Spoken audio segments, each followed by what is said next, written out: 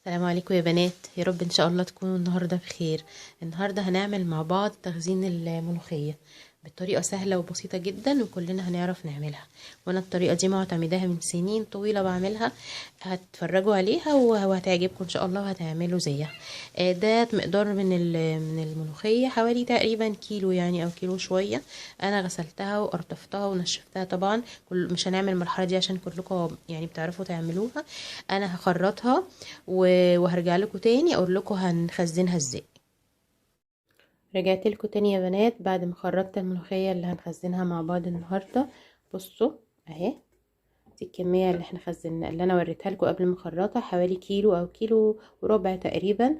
انا غسلتها وخرطتها. حطيت حله على النار زي ما انتم شايفين، ما فيهاش اي حاجه خالص، ما فيهاش ماده دهنيه ولا فيها اي حاجه خالص. هولع قدامكم طبعا. احطها على النار اهي، واحط فيها الملوخيه بتاعتي اهي زي ما انتم شايفين كده،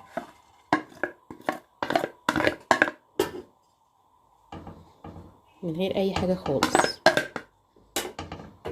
ههدي النار. والمرحله اللي جايه دي طبعا مرحله مهمه جدا. ايه هي؟ انا هيبقى عندي شوربه وتكون يعني ايه مثلا يعني دسمه شويه. هاخد منها زي ما انتم شايفين كده واحط على الملوخيه اهي. بصوا، احط حوالي 3 كبشات، ونحاول ناخد الإدام اللي هو الإدام بتاع الشوربة أو وش الشوربة أو الدسم بتاع الشوربة زي ما انتوا بتسموه بالظبط. تمام. لو في بصل أو طماطم أو أي حاجة في الشوربة لا، أنا مش بحطها في الملوخية.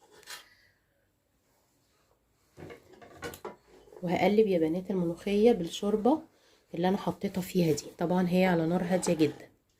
بصوا، أنا هقلب كده بحيث كل كمية الشوربة اللي أنا حطيتها تختلط بالملوخية. أنا طبعا حطيت لكم حلة واسعة علشان تشوفوا كويس، علشان كمان كل كمية الملوخية اللي انا حطاها تتشرب بالشوربة كويس. بصوا،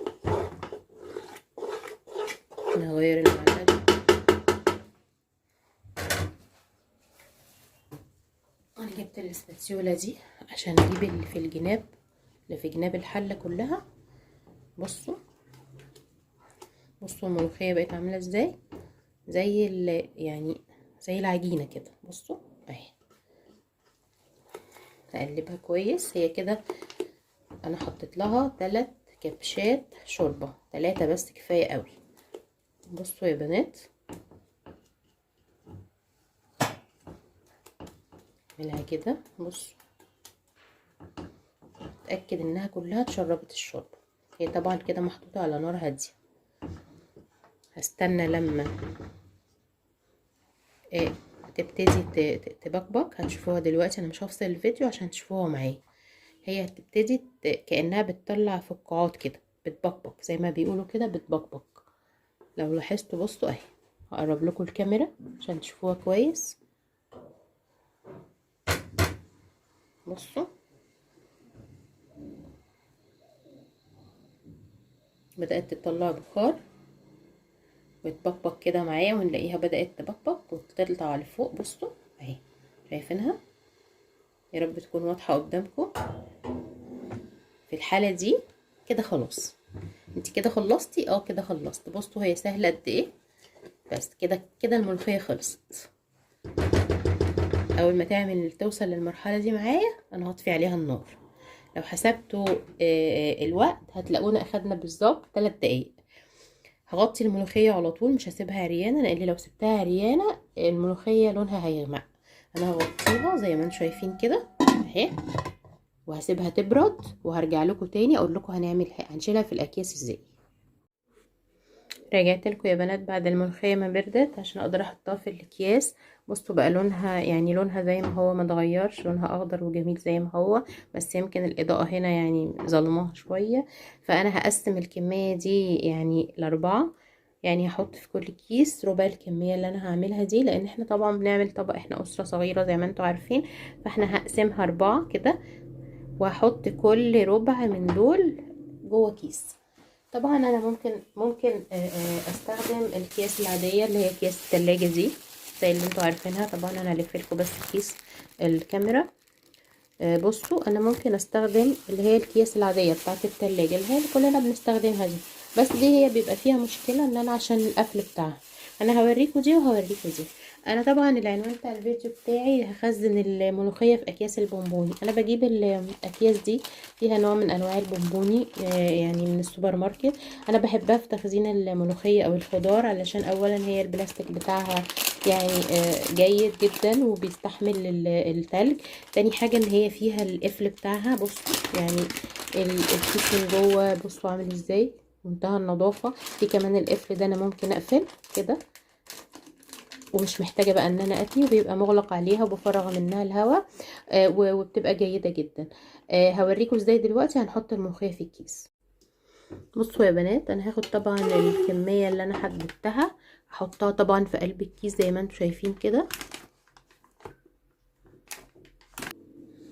بصوا يا بنات، انا هحط الملوخيه كده في الكيس. انا تنيت بس الكيس من هنا عشان يعني ما يتوسخش. بصوا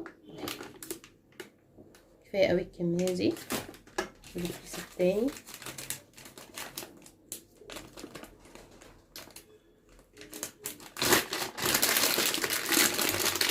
زي ما انتم شايفين برضه هعمله زي كده.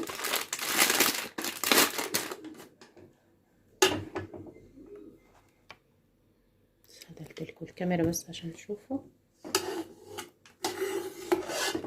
بصوا هحطها في قلب الكيس.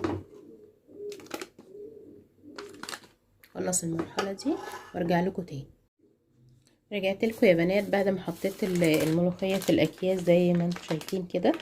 انا قسمتهم على 3 اكياس. طبعا حطيت في كيس التلاجة زي ما شفتوا. هعمل ايه بقى دلوقتي؟ المرحله دي مهمه جدا. انا يعني هحاول اوزع الملوخيه في الكيس كده، وكمان عشان اطلع الهواء منها. بس هاتني كده علشان ما تطلعش بره الكيس. يعني دي المرحله دي مهمه جدا جدا علشان ما يبقاش فيه هواء في الكيس، وعشان كلها تبقى يوصل لها التبريد بنفس الدرجه. انا طبعا هقفل الكيس زي ما قلت لكم. الكيس ده الميزه بتاعته ان هو فيه قفل طبعا اهو. بصوا يا بنات كانها ملوخيه جاهزه بالظبط.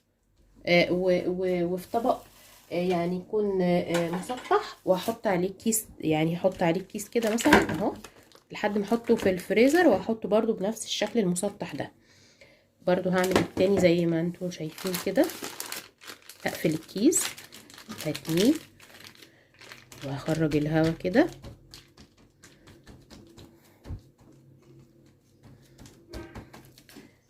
طبعا هي دي مش كمية كبيرة، انا بعمل مثلا على قد مثلا شهر، لان الملوخية دلوقتي متواجدة في السوق وممكن نشتريها في اي وقت. فانا بعمل مثلا ده يعني بطبخ مثلا نص كيلو، والنص الباقي بعمله كده وبشيله في كيس. باجي مثلا لاخر الشهر الاقي عندي 4 اكياس. كيس التلاجة طبعا العادي. بصوا برضو بنفس الطريقة كده، برضو هعمله بنفس الطريقة. بصوا اهو هفرده بنفس الطريقة دي، وانا هوريكم دلوقتي ازاي هنعمله. ده هيبقى عبارة عن كيسين مش كيس واحد.